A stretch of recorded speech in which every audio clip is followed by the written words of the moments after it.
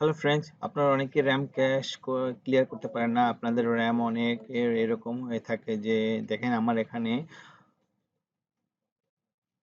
16 GB র্যামের 2.5 GB already cash হয়ে আছে। এটা আরো বেশি ছিল, আমি প্রায় ক্লিয়ার করে দেখি আমার কম আছে। আপনাদের হয়তো অনেক বেশি আছে, যাদের 16 জিবি তাদের হয়তো 12 জিবি থেকে 14 জিবি র্যাম ক্যাশ আছে।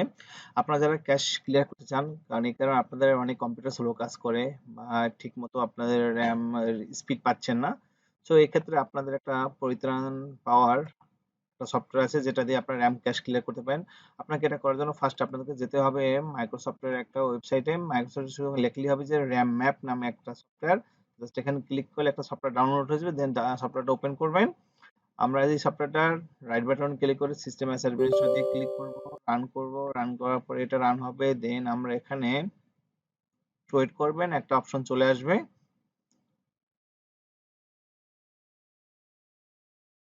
আপনার মাঝে মধ্যে অবশ্যই এটা করবেন যাতে করে আপনার র্যামটা ক্যাশ মেমোরিটা কম থাকে, ক্যাশ ক্লিয়ার হয়ে যায়।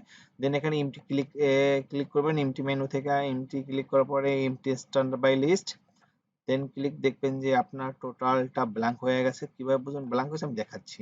এই দেখেন আমার এখানে 2.5 জিবির উপরে ছিল, অলরেডি 125 MB হয়ে গেছে। এটা বাড়তেছে কারণ আমার অনেকগুলো ট্যাব ওপেন করা আছে, যে অনেকগুলো ট্যাব ওপেন করা এই জন্য।